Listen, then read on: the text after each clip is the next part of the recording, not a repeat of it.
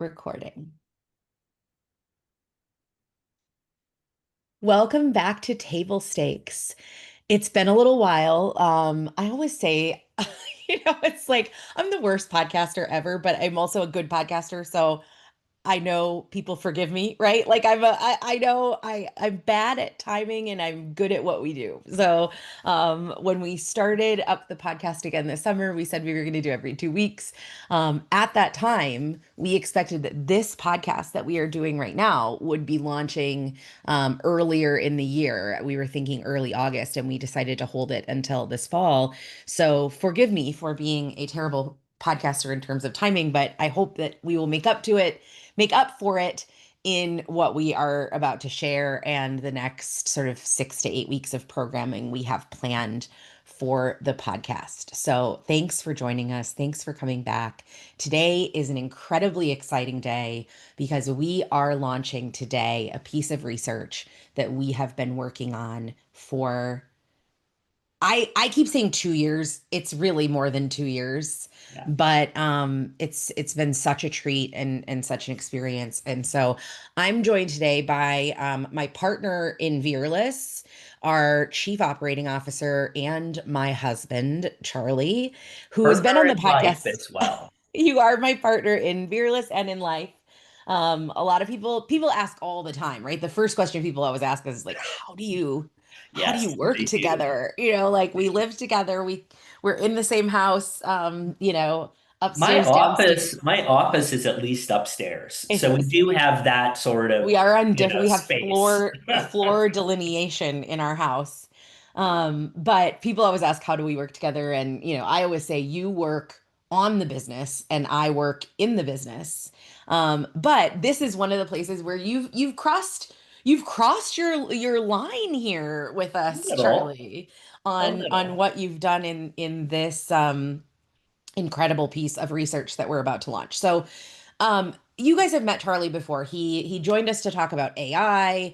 But Charlie, talk a little bit about your background in legal tech and Sure. user experience and design thinking, and kind of how you bring that. I mean, I think everybody knows you are, or if, I guess people might not know, you are a former, you always say Recovering recovering attorney. attorney, Yeah. former corporate lawyer, consultant, legal tech expert, but kind of talk specifically because people maybe haven't heard that from you about your experience Sure. in legal tech and user experience.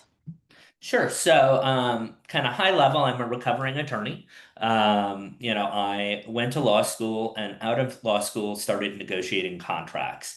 As Marcy said, I went into the corporate world for a while, which was Walgreens, then ended up over at Motorola Mobility. But then I got into legal tech and legal consulting. And one of the things that we really focused on when we were building software was understanding how does the user actually interact with the product? Are they able to find the buttons that they need? I think we've all helped maybe our parents try and navigate either a website or their phones. And that's what we were trying to do is figure out how can we make sure people can find the buttons that they want and be able to use the product the way that it was intended to be used.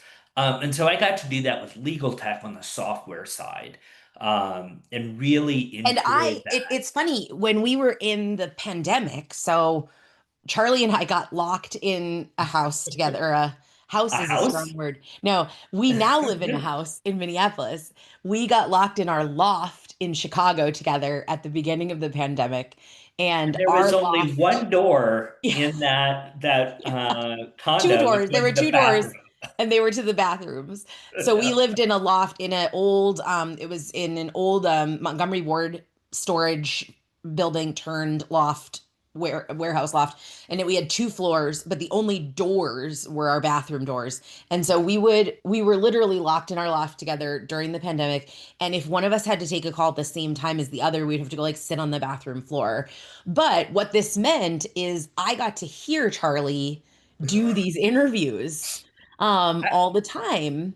From my recollection, I got lots Had of to, texts got to. saying, no, lots of texts saying, hey, you're being way too loud. You're Yes. screaming. Do you know you are yelling? Um, are you aware? We both have very loud voices as well. So that actually was part of the reason we moved to Minneapolis. But I did get to hear you do these interviews.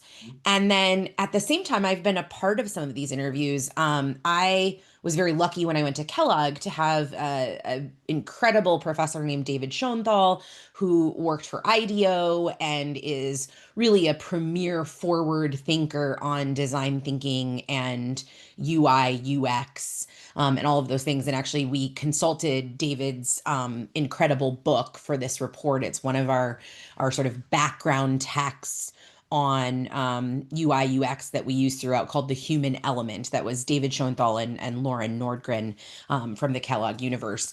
And during that time, I also did a couple of IDEO interviews because you can sign up and do those kind of things. I remember when the fashion company Lafleur first opened, and I did a UI UX interview with them because I was an early customer and they wanted to see how people would navigate their website because Lafleur launched as a kind of small, like they would do these like sort of fashion pop-ups, and then they got a website and went online and they wanted some of their customers to give them. So I've been through some of these UIX interviews. Some of you listening might have been as well.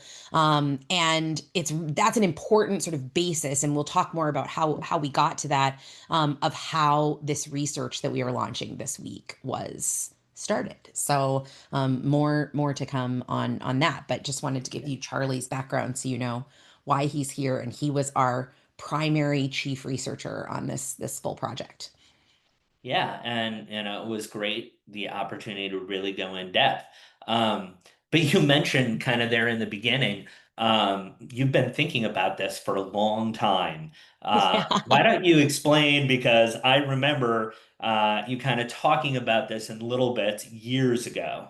Yeah. So the research that we are launching today is the beginning of what I truly believe will be a cornerstone of Veerless and our footprint on our field, on what we believe in what we do, and we are calling it ESGPS. So the idea of this, and it actually goes back to the beginning of me starting this consulting firm. So as a lot of you know, I had been in corporate, kind of came to consulting in a roundabout way of doing a few things while I was job searching, and then after a while, Charlie, you looked at me and said, "This is a business, and you need to."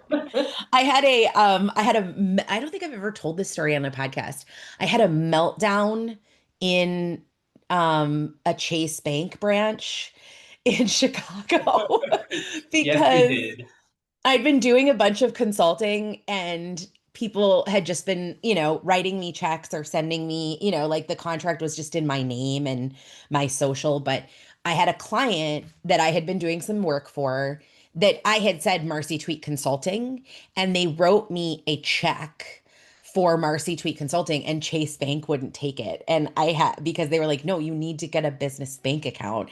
And I remember coming home and being so angry at Chase Bank. And I'd like cried in the Chase Bank office because it was a lot going on.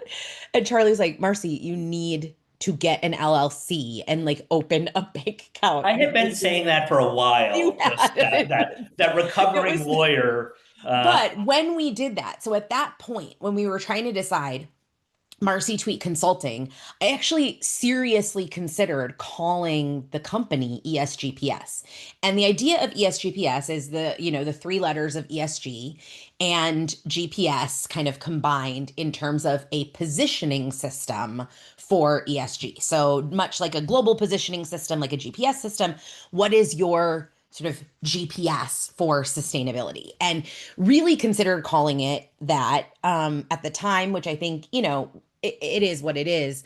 ESG had just started to have some of this like angst against the actual letters. And it still has that, right? Some people hate the term ESG, some people want it to go away, whatever. Like it is what it is. ESG lives here, it's here to stay. It's not going away, and you can call it whatever you want. And you'll notice throughout this research, we kind of interchangeably use the term sustainability reporting or ESG reporting. But anyway, this goes back to years and years ago, this idea of ESGPS. And one of the things I was frustrated with coming out of corporate is anyone who has worked in this field or even just, been interested in the field of corporate sustainability, we all know we have a really gut check on what is a good report and what is a bad report. We've all opened a report and been like, oh, this is awful. Like, how can I even find anything in this report? Like, and it shocks me still to this day because we are, 30 years into sustainability reporting as a commonplace in corporate, and there are still such shitty sustainability reports out there, and it shocks me. And actually some of the shittiest ones, and I say this with love, are the prettiest, right? We've all seen like psychotically interactive reports with like every little thing on your website has a clickable video and blah blah blah. Those, I mean, they're pretty, they're lovely, they're crappy reports, right? You Well, can't they don't find. they don't help the stakeholder, right? Right. So And that was the point of this. So going back again to the beginning of the business, we had thought about calling it ESGPS, but at the time, I really felt like there needed to be a study on what objectively makes a good report and a bad report. Because everyone in this field has that gut check moment on a good report and a bad report. And I know what it feels like. I've been there when people say, oh, I love your report, or I've used your report as an example to our leadership, or I've done that, just feels wonderful. But I also know what it feels like for an investor to be like, this doesn't give me what I want. I hate this. I don't use your report. I would rather just figure it out myself, right? That's awful. We had a client a few years ago who we don't work with anymore. So I'll say this, who was hell bent on the fact that the future of reporting was a Word document GRI index, because that's all investors want. They just want a black and white Word document with nothing else in it. And they would not come off of that point for a while. And that's, of course, why we don't really work with them anymore. But this is, anyway, so a long form to say, this has been on my mind for years. And I actually have to credit my buddy, Steve Rochland. So, Steve Rochland, who's an incredible thought leader in the sustainability space, consultant and researcher, years and years ago, oh God, I think going back to I want to say 2013, 2014, Steve launched this research project with ACCP and a few others called Project ROI. And as when I was leading our Middles corporate responsibility and sustainability practice, we invested in that research. And his research was to find out if you could derive a true dollar for dollar ROI for community investment, for philanthropy. And it was such an incredible experience going through that research with Steve. And so I came to Steve a few years ago. I happened to be in DC, and I sat down with him and I said, okay, I have this idea. And the idea is this thing called ESGPS, and we're going to find out what makes reports good. What are the things that make reports really good for stakeholders, for companies? Are they effective?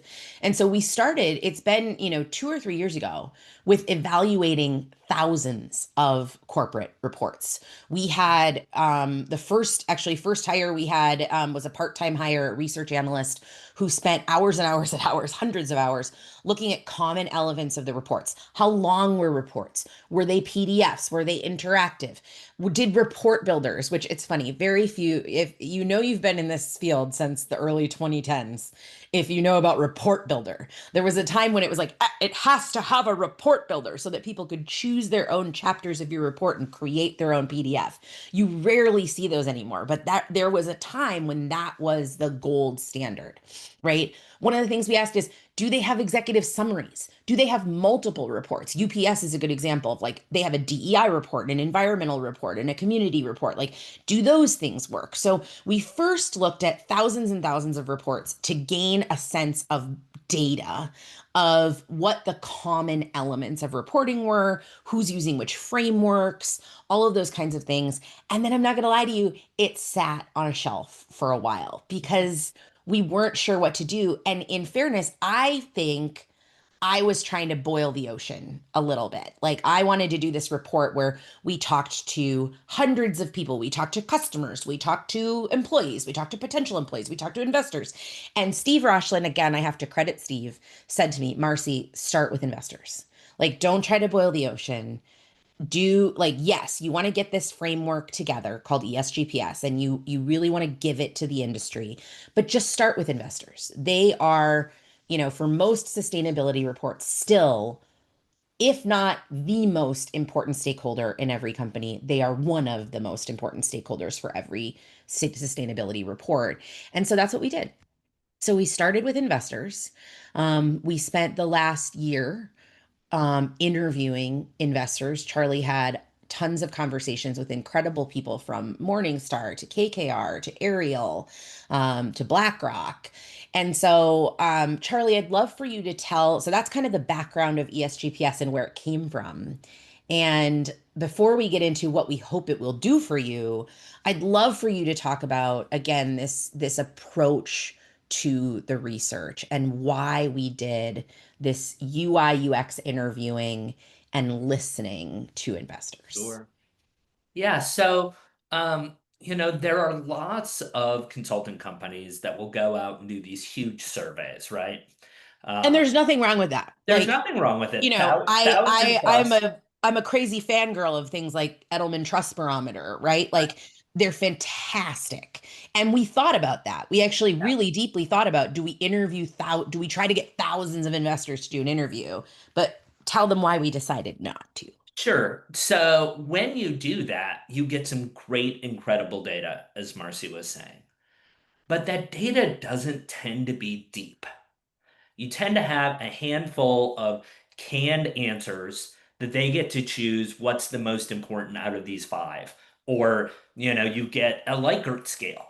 And that gives you some great information, but it doesn't go deep. Um, you know, you can ask investors, do these reports meet your needs? 100% are going to say no. Now, it's interesting. Some of the old ones are going to say, oh, it's just fluffy marketing. But some of the newer, or I shouldn't say newer, some of the kind of younger analysts that I talked to were like, we really do look at this, but it doesn't meet our needs, And so all of a sudden, if you're doing these large scale questionnaires, you're Mhm. not finding out, well, why doesn't it meet your needs? Yeah. Um, We and realized so, that it would help us get the do they work or not, which we kind of already knew. no, And exactly. we wouldn't get the in-depth on what would work Right, for specifically for the investor audience. exactly. And so we Mhm. decided to go deep. We went and we did about 30 interviews, getting a chance to not just find out why, what isn't working, but why and how it is that you, as the investor, would like to find things. Um, and that was really enlightening because and in our report, we've got some great quotes. If I can't find it, I just move on. I control F. And that part goes to the ability to kind of tell stories.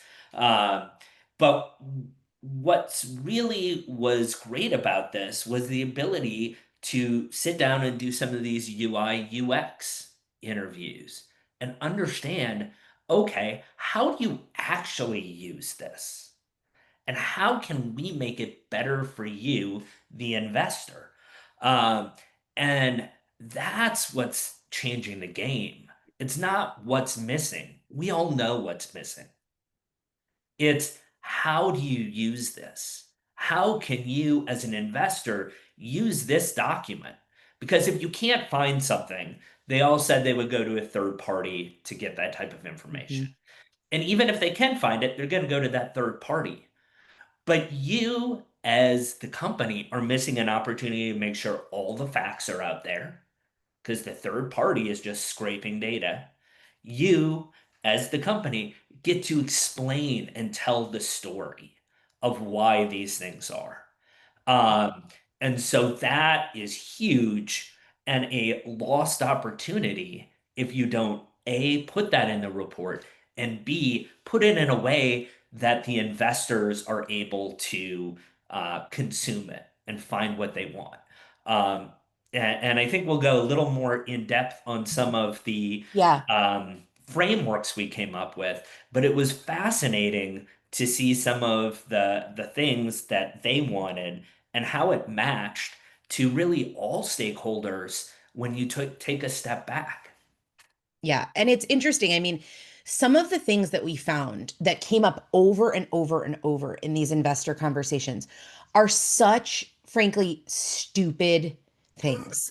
Like that you should get. One of the things that came, I'll give you an example, and we'll talk about the frameworks that came out of this. We have three major frameworks that are launching with this research. One is about stakeholder intelligence. One is called Compass, that is all about sort of usability of reports for all stakeholders. And one is called Anchor, that is really about investor grade communication. But one of the interesting things that came up in dang near every interview is a lot of companies. So when you're scrolling through a PDF and you see a chart or a graph, um, some companies, for instance, have created that chart or graph, let's say in PowerPoint or let's say in Adobe, you know, not InDesign, but in another Adobe format. And then they drop it into their report in an image file instead of a text file.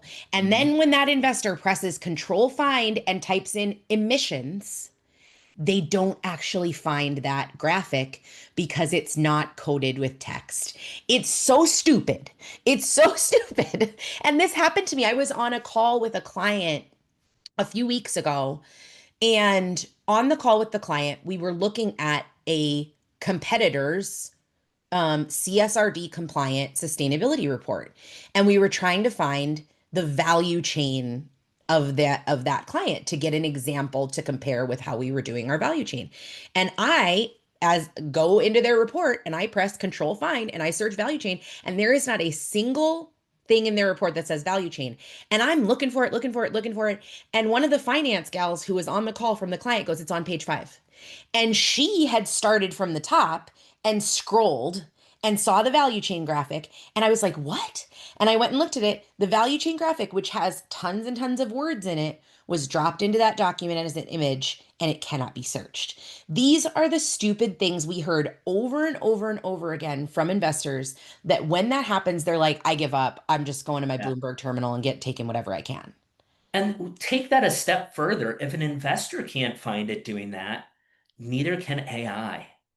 And so there are a lot of these parallels that Yes. actually making these documents better are not just going to help the investors. They're going to help you when somebody throws something into ChatGPT and asks a question. In that case, it would have said, well, where's the value chain? Well, I'm not going to go super in depth, but the OCR in ChatGPT is not great. It would not have found that. It Well, would, think of somebody who's even, let's even go to a less sophisticated stakeholder. Like, sure. think of someone who's thinking about working for your company, Yeah. who's coming out of college and just took an environmental science class and they care a lot about emissions, Yep. right? And they drop your report into ChatGPT and they say, "Hey, how does this company do on emissions?"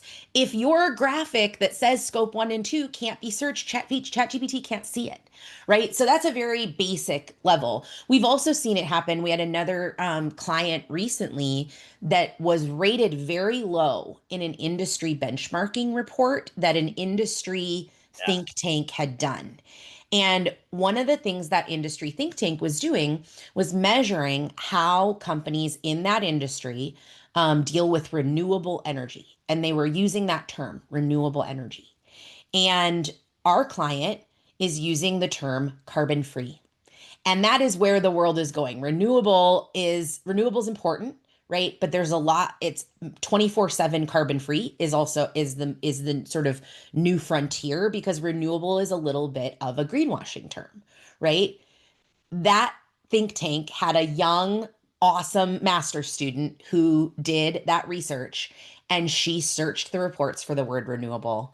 And because our client didn't use the word renewable frequently in their report, they used the term carbon free, she ranked us lower when actually their work was significantly more thoughtful or forward thinking than some of the ones that had gotten ranked higher. Now, in that case, we were able to point that out, and the industry, because, they're a think tank and they're a member, they were able to, influence that they would go back and relook at it, right? But you don't always get the chance to do that. And you have to, and that shows us too, even from that client, that even though we know that's the right word, should we be using renewable? Should we be? These are the conversations that you can't have unless you know the things that go into a highly optimized report. And that's the goal of ESGPS. So let me just, before we kind of dive in, because what we're going to do over the next 6 to 8 weeks is we're going to dive in this podcast and on our social media and on our blogs to each of the major frameworks that have come out of this process, that have come out of this topic, and that the research is launching. So I don't want to get too deep today, but I do want to share, if you're watching us on YouTube, and I'll talk through this. I'm going to share so you can see where you can get the report. So if you're listening to us on the podcast, and you can't see us, no big deal, but go check out our YouTube channel. So Veerless.com is our website. That is where all of our research is housed. There's a drop down on the top of our website called Insights, and the first click on it is reports. And at the top of our reports, you'll see this ESGPS. Secondary title is Navigating Investor Ready Sustainability Reporting. When you click on that, you will get a couple of links. You can either read the full report, which is quite a lengthy report.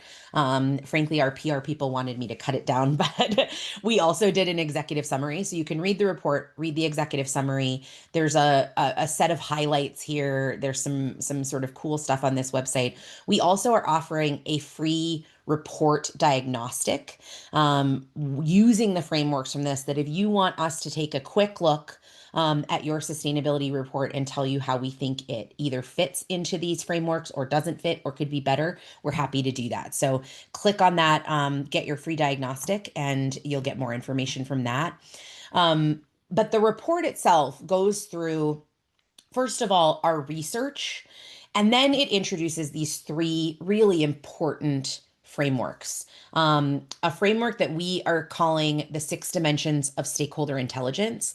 This is another thing that's been on my mind for years and years and years, and we're actually trademarking SQ, stakeholder quotient, as a measure of stakeholder intelligence. The second framework is called Compass, which is all about UI and UX optimized reports. And the third framework is called Anchor, which is all about solving what investors need in reports.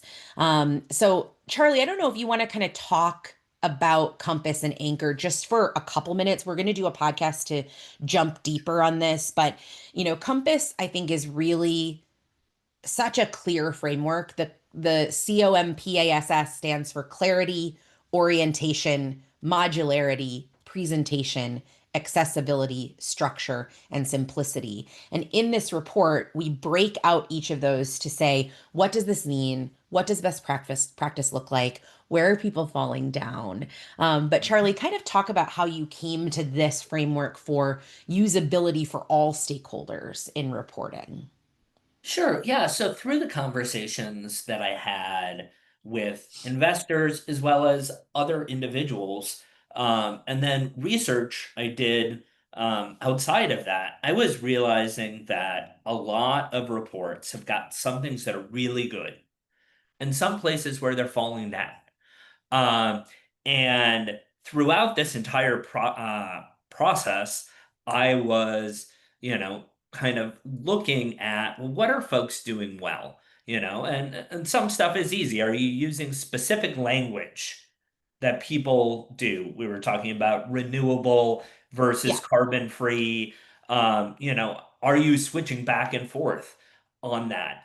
Other Are you questions? jargony? Are you super Jargony. jargony? That's the other Yeah. thing. I mean, we see that all the time. I read reports all the time that it's like if you're not in that industry, you can't understand it. And that's not fair to the people who are reading it. You have to be able to get plain, clear language.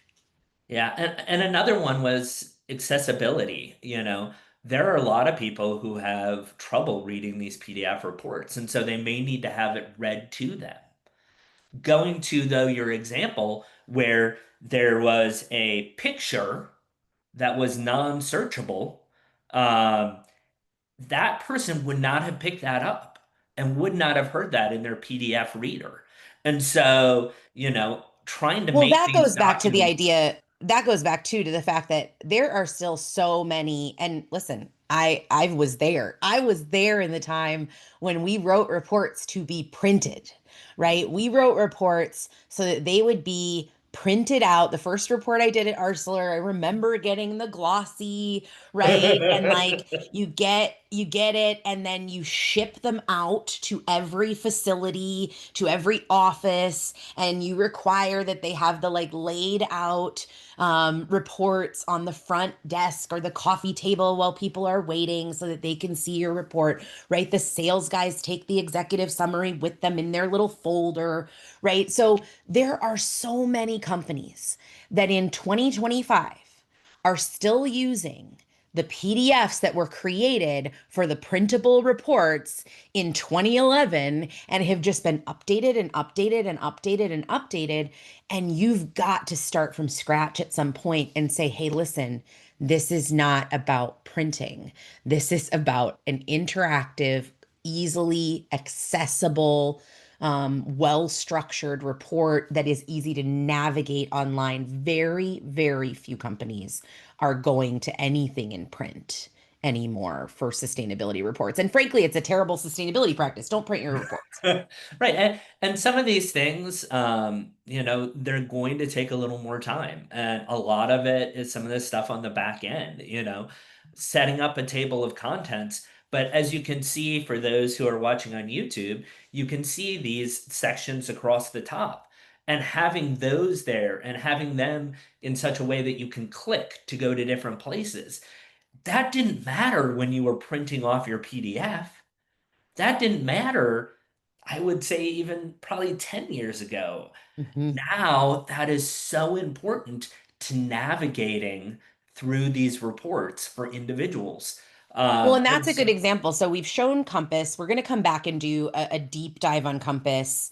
But Anchor is a really good example of headline metrics and attributes, knowing and getting context to what you are. One of the things we heard from investors that, like, frankly, I apologize to the graphic designers who are going to get all of these back. yes. You go down to a GRI index or an ESRS index now or an ISSB index at the end of a thing, and most of them say which pages everything is on. You have got to link to the pages.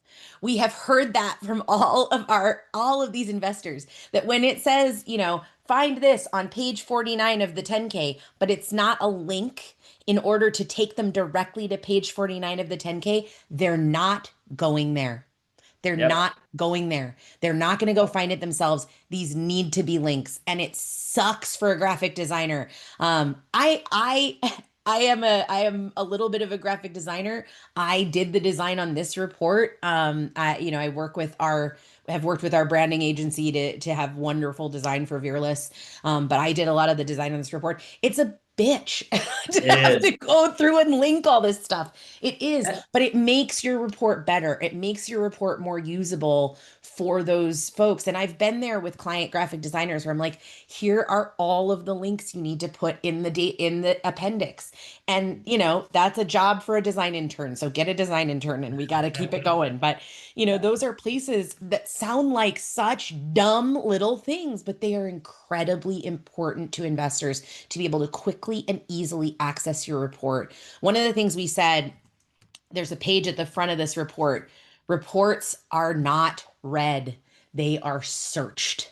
No one is reading your report from top to bottom, except your consultants who do them for you because we have to. Yes. But no one is reading your report from top to bottom. Reports are searched, they are used in a searchable, clear, one topic at a time, one materiality point at a time, one headline metric at a time kind of way. And that's how you have to optimize your reports. Mhm. And that leads really well back into anchor, as we were saying, because that is a framework that the investors they said to me over and over again using different words. I want to know the attribute. I want to know what that metric is. I want to know the history. How did you get to that metric? I want to know what you're doing going forward, you know? And they want those metrics to live next to the history. This is something that Yeah. we suck at as sustainability professionals. We've got like a whole page on climate mitigation, got a whole page on emissions, but then where do we stick the actual data? In the appendix. The hmm data has to live next to the narrative where they can see it side by side and understand and contextualize it. It Right. can't be, here's all the data in the appendix and here's all the narrative up here. The two shall never meet if you do it that way. They will make Even their with own links. conclusions. No, they will make their own conclusions. And that's the thing. If you have increased your emissions in the last 5 years, if you've decreased your emissions in the last 5 years, they want to see the context and the narrative, not in a way that you are greenwashing or over telling your story or promising or under promising, over promising, whatever that might look like, but in a way that like I can immediately contextualize this point on waste and I don't have to run through the rest of your report to try to match up the points in your appendix. Appendixes are still important as a kind of content outline, as a linking faction that's really important, but you still have to match the data to the narrative throughout the report. And this is becoming more important too in this world of AI because the closer these things are together, the easier Yes. it is for AI, whichever software you're using, to bundle them together. I'm Mhm. not saying they can't do it if you have it here and there and then in the appendix, but it actually does a much better job with proximity, Mhm. just as a human does. And so you are now writing for a lot of people's reading, but you should also be writing for how a computer is going to read it, whether it's the Well, and this person is where who's you doing have to control find. sometimes, this is where you have to sometimes buck against traditional marketing. And that's, I love marketing people. They are incredible partners in creating ESG and sustainability reports.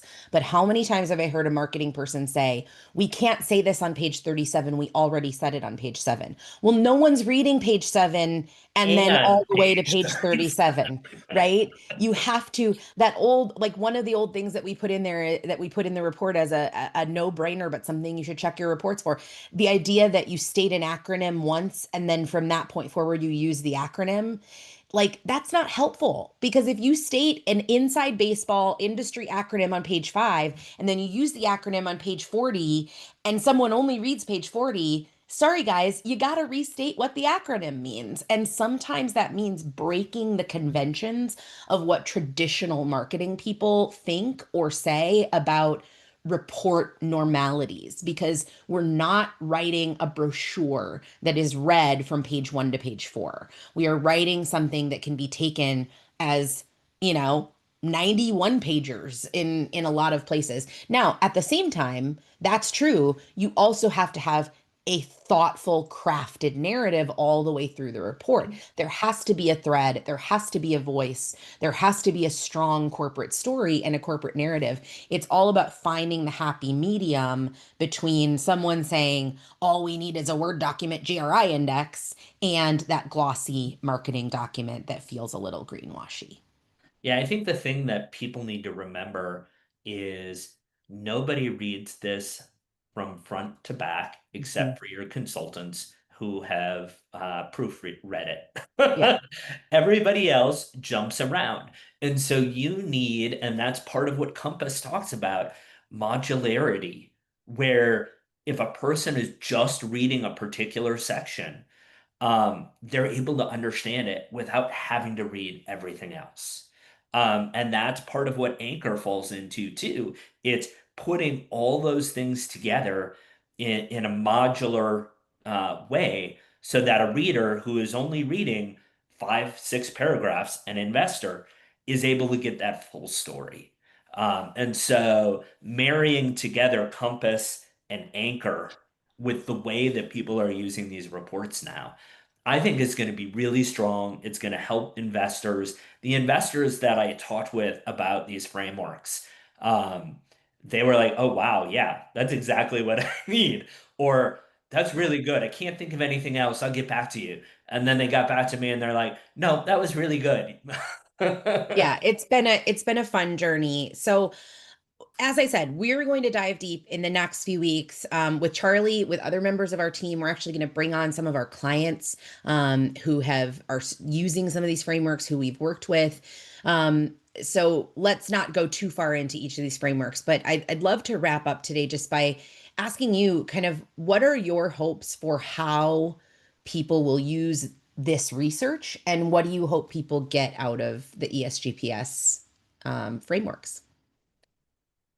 It's my hope that people will start to come to the realization that they're not writing for the consultants anymore. They're not writing that somebody is going to read from, the first page to the last page. You need to make these reports for your stakeholders and how they're going to use it.